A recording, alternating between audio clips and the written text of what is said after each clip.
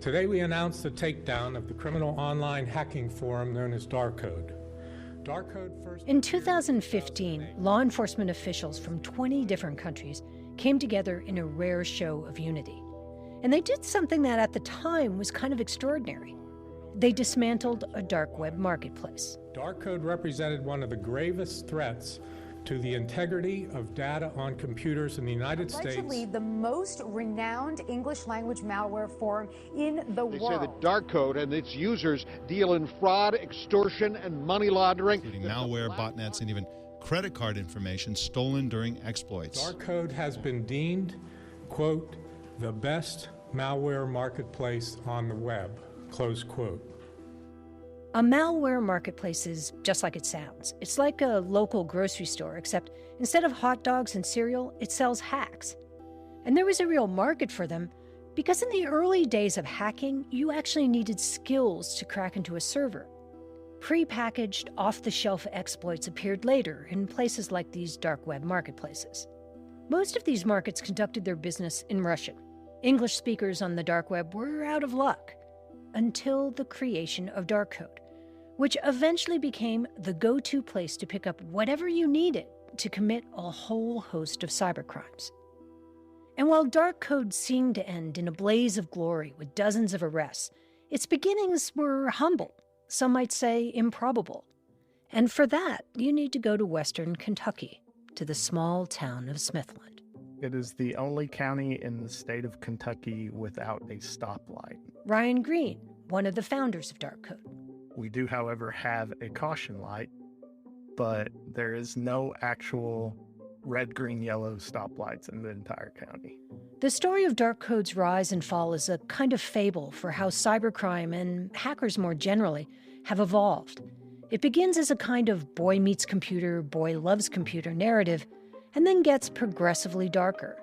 And it's not a story Ryan Green ever expected he'd be a part of. So was this just a fun thing in your mind, or was it sort of like a little bit that you felt powerful? It was a fun thing, it was a powerful thing, and it was a challenge. It was a challenge until it was over, and then it was on to the next challenge, which is how things really spiraled out of control. So why don't you tell me about that? Well, I'm Dina Temple-Raston, and this is Click Here, a podcast about all things cyber and intelligence. Today, a deep dive into a part of the cyber world that has been in the shadows for years, the dark web marketplace. We look at how Darkode started, how it died, and how, against all odds, it came back. Stay with us. I'm Jacob Goldstein. I used to host Planet Money. Now I'm starting a new show. It's called What's Your Problem? Every week on What's Your Problem, entrepreneurs and engineers describe the future they're going to build once they solve a few problems. I'm talking to people trying to figure out how to do things that no one on the planet knows how to do, from creating a drone delivery business to building a car that can truly drive itself. Listen to What's Your Problem on Apple Podcasts or wherever you like to listen. Ryan Green spent most of his childhood on Cemetery Hill in Smithland. It was an old fort from the Civil War, situated right next to the river.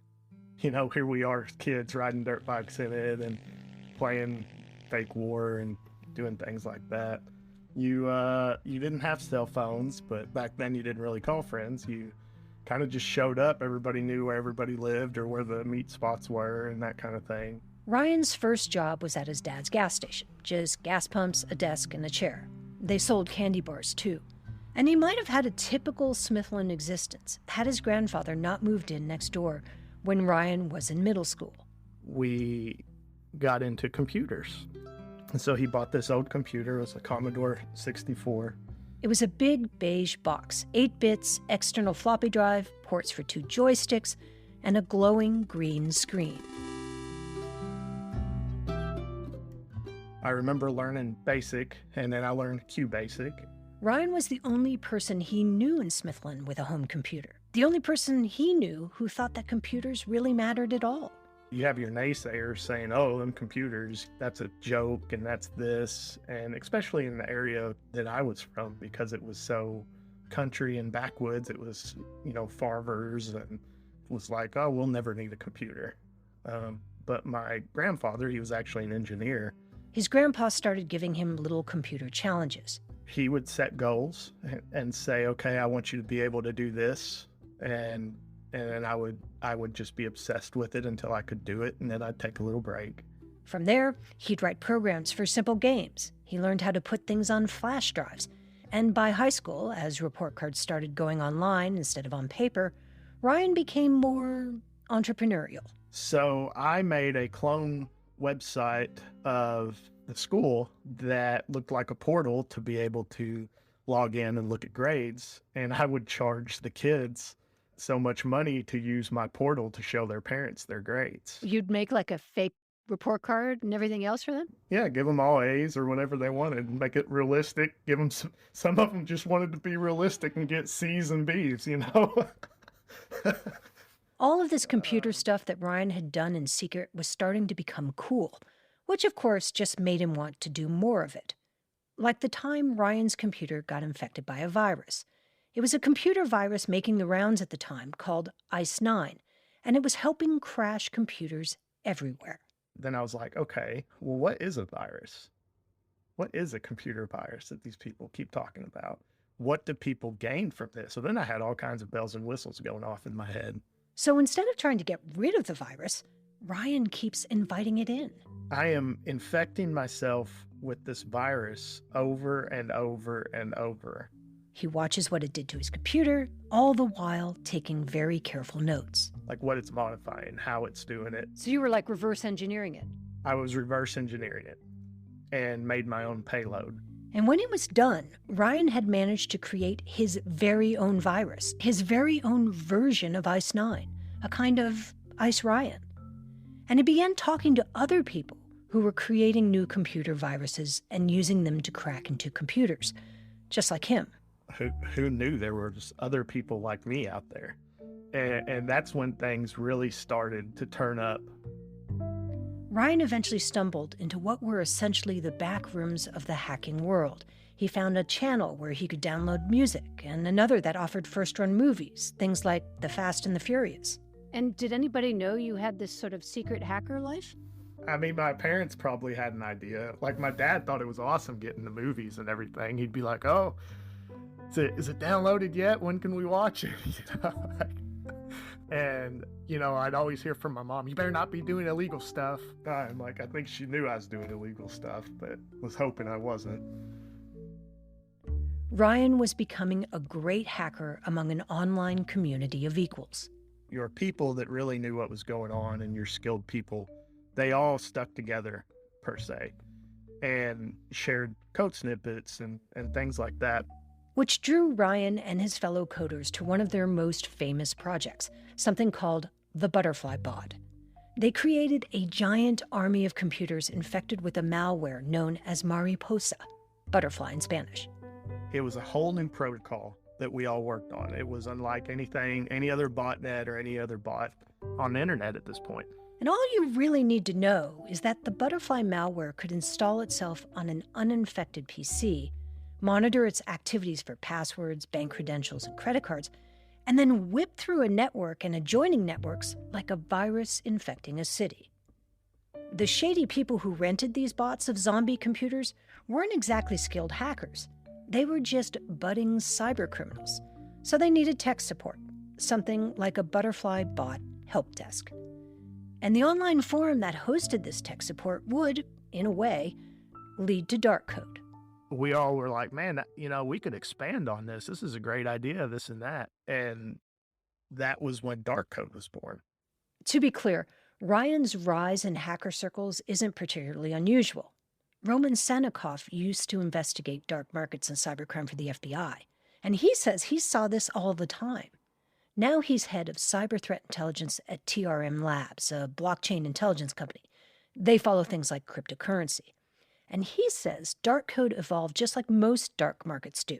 Initially, it was just a great place to swap code, and then it became something else entirely. I think the market itself started to succumb to the temptation of turning into a shop. So from a place where individuals could just exchange ideas to a place where individuals could actually sell things that could be used for malicious purposes. Sanikoff says dark markets allowed customers who didn't know how to code to get into cybercrime just by throwing around piles of cash. Most of them are not going in and breaking into systems. What they're doing is they're buying that access. They're buying those vulnerabilities. They're buying those skeleton keys to that house or to that company. And this is where a lot of them make those first connections. Dark code wasn't an open marketplace. It was actually pretty security conscious. To meet people like Ryan required a personal introduction, someone to vouch for you. The dark code marketplace had different levels of access. And to get into the inner sanctum with all the great coders, you had to prove yourself. You had to show that you could create exploits like Got a DDoS panel. We have Helios. We've got Helios with different exploits put in there. We got those file names Ryan is reading. It's a list that comprised the little beating heart of the dark code marketplace in its infancy. Ryan still has them even after all these years. HTTP exploit, thread, Dollworks, Nightmare. We have Crime Pack. And has the public ever heard them listed like that before? Probably not. Crime Pack, Dollworks, Helios, these were all something called exploit kits, which is essentially the Swiss Army knife of hacking. If you're trying to break into a network, an exploit package gives you options. If one set of coding instructions doesn't work, it just cycles through the others until it finds the right one to break in. And as time went on, Darkode's reputation for good packages started to grow, and its customer base started to change. They weren't just English language speakers anymore. Darkode had gone global. International buyers were lining up. They would buy up everything.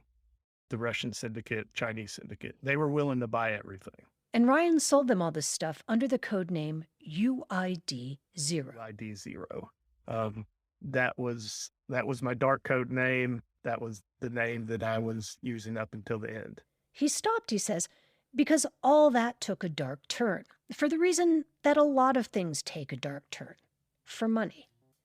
Hacks started getting harder because people were being more careful with their servers, and antivirus software was getting better. The easy money was drying up. Well, back then you might make about 10 grand a week, something like that. Some days you might make less, some days you might make more. Depends on how you want to scale it. And then one of the partners wanted to do more of the stuff that I didn't really want to get involved in. Stuff like credit card fraud and malware, spyware, and things that felt downright dangerous. There was plans on there how to make remote detonated bombs and everything of the sorts, and weird discussions. This wasn't what Ryan had signed up for. He had already started a marketing company. He was doing some plumbing on the side. So his next decision was easy. He quit. Though, it turns out, not quite soon enough. This is Click Here. Hi, I'm Mike Pesca, host of the Gist podcast. Every day I bring you news you may not have thought about in a certain light. I do a spiel. Think of it as an op-ed, but usually more fun. You might hear something like this. Yes. Actually, that was recent guest Al Franken from an interview. We have an interview every day. Here's another clip that you're definitely going to ponder the context of. Love between an animal and human doesn't mean intercourse. That was Ralph Nader, and who can disagree? The Gist, unexpected but constructive, every day where you get your podcasts.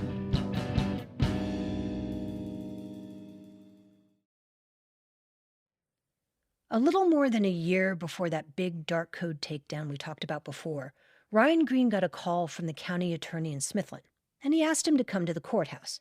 And as I'm walking down through there, I get about halfway through, and I see this group of guys in front of me come out of nowhere, and then I kind of turn around and there's a group of guys behind me, and they start closing in. One of the men flashed a badge.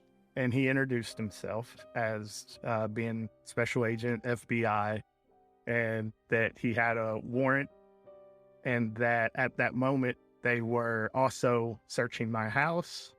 And at that point I was just like, holy shit. The agents took him into a room and grilled him for hours. They wanted passwords, all his computers, all his cell phones. The county sheriff sat through the whole thing, shaking his head. He was just mind blown. at this point, like just completely. He's known me my whole life. And, you know, he says, I remember him saying, if I would have known all this, that you could do all this, I would have had you working right here for us. Ryan eventually pleaded guilty to a charge related to spam, and he got 2 years probation and mandatory computer monitoring. And that might well have been the end of it, but for one thing. Darkode didn't die. Like that scene in Cape Fear when Robert De Niro just keeps coming back. Darkode did too, and it returned as something called Darkode Reborn. All new administrators, none of the people Ryan worked with, but using the same name. But here's the thing. Typically, these newly rebooted sites don't do so well. Buyers are worried that they're just law enforcement honeypots or exit scams, which essentially are an occasion for someone to play on the brand, take your money, and then disappear. Darkode Reborn even has a mission statement in which it promises to have consumer empathy and provide a good user experience. I mean, how big is it? How much money is traveling through there? I mean, do we have any idea? I don't have specific figures, but I would say it's in the millions. To me, that says, again, that this is a legitimate shop. Roman Sanikoff says everything points to Darkode Reborn being the real deal. Not so much the hacker collective that the original Darkode once was, but an active, thriving marketplace where you can buy anything from narcotics to malware to stolen credit card information. And so if you have that combination where a shop has existed for over a year and a half and has had, probably millions of dollars go through that shop, to me that says that this is most likely a legitimate criminal dark web shop. So these dark web marketplaces have found a place in the cyber criminal ecosystem. They're the malicious code supermarket where new hackers can get their start. Which means even though Darkode is behind him, Ryan Green and the people who started it may have a lot to answer for. Do you feel like you help contribute to what we're dealing with now in terms of ransomware and malware?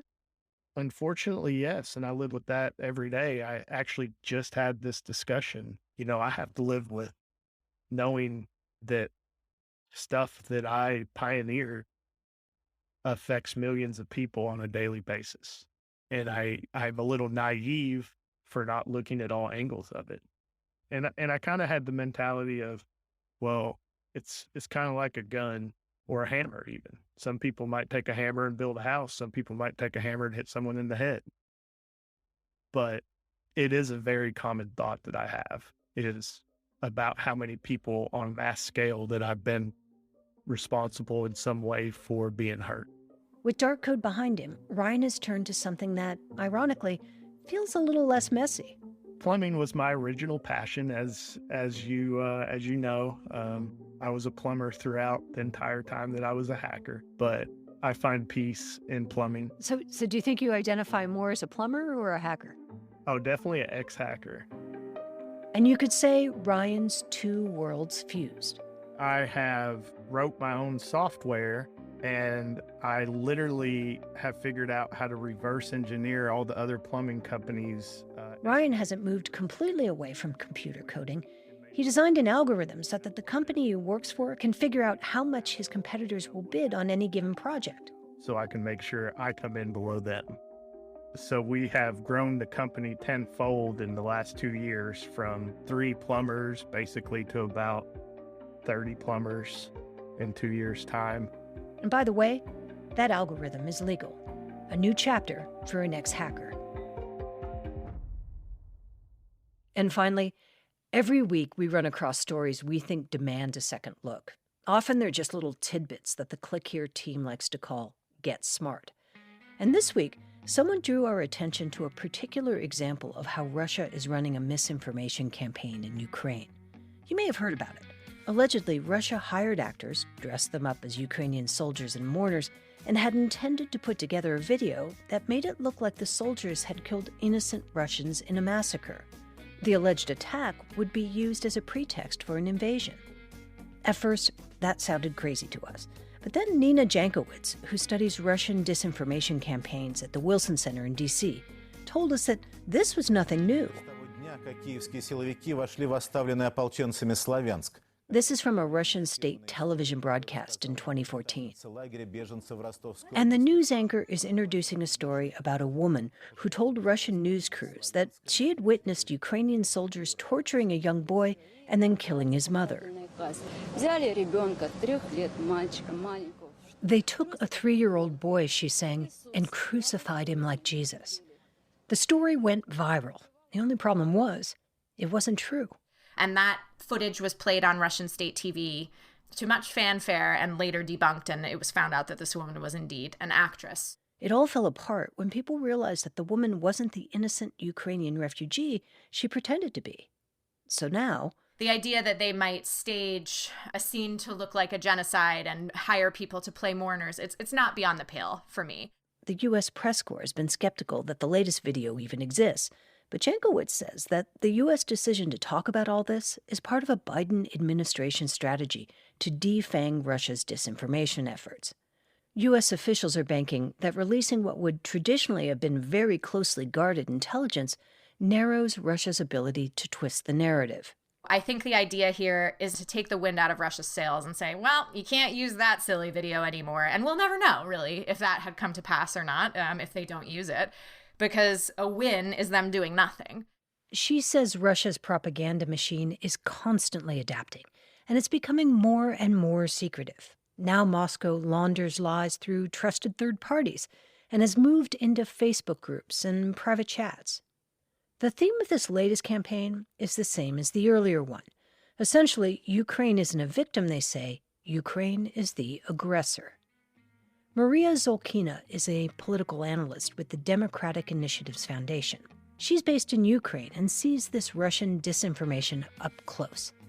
After the past 8 years, though, she believes Ukrainians are wise to Russia's efforts. In comparison to, I would say, to the majority of European countries, we have already had an experience how to tackle it and how to be able, not to enable this propaganda spread around Ukraine. What's clear is even before any Russian troops cross the border, the disinformation war is well underway.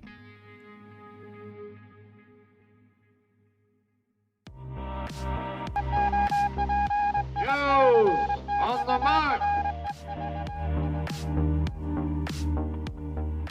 And here are some cyber and intelligence headlines from the past week. The San Francisco 49ers confirmed to the Record that they'd been hacked shortly before the Super Bowl. Had they made it to the big game, the hack could have been devastating, since it would have made game prep pretty difficult. The Black Byte ransomware gang is thought to have been behind the attack. They're one of the smaller ransomware operators active today, and they run a ransomware as a service model. Speaking of ransomware, that was an incredibly lucrative cybercrime last year. A new report from Chainalysis says victims paid more than $600 million in cryptocurrency to unlock systems frozen by ransomware attacks. The Conti ransomware gang accounted for nearly 1/3 of those payments.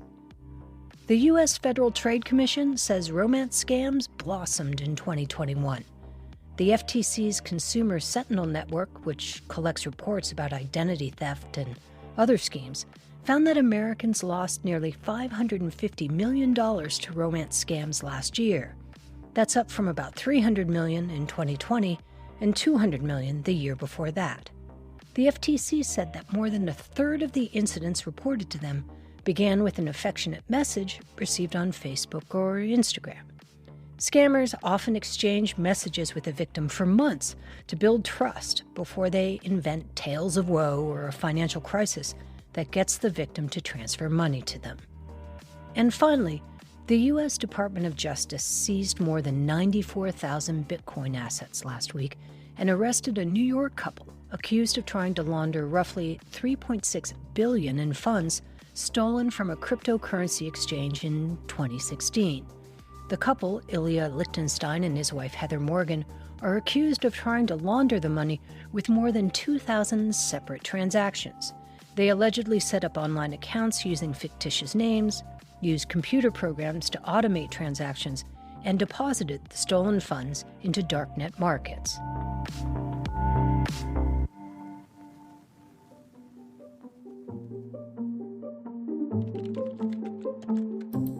Today's episode was produced by Will Jarvis and Sean Powers. It was edited by Karen Duffin, with fact-checking by Darren Akram. Ben Levingston composed our theme and original music for the episode, and we had additional music from Blue Dot Sessions. Click Here is a production of the Record Media. Thanks again to Ryan Green. You could ask me a million questions, I'd talk forever. As well as Shardul Desai and Roman Sanikoff. And we want to hear from you, so please leave us a review and rating wherever you get your podcasts, and connect with us by email. Click here at recordedfuture.com or on our website at clickhereshow.com. I'm Dina Temple-Raston. We'll be back on Tuesday.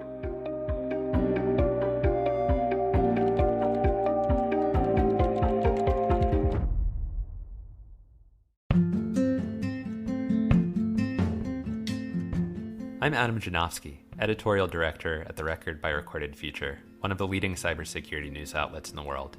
So cybersecurity is an incredibly complex topic. You've probably heard about different scams, hacks. It's more important than ever to have a source of news that can demystify these complex worlds and help you stay secure. Each month, we have hundreds of thousands of people that turn to us to learn about the latest in cybersecurity, to listen to deep dive podcast episodes about cyber criminals and hackers, and just catch up on the latest news from the worlds of cybersecurity and intelligence.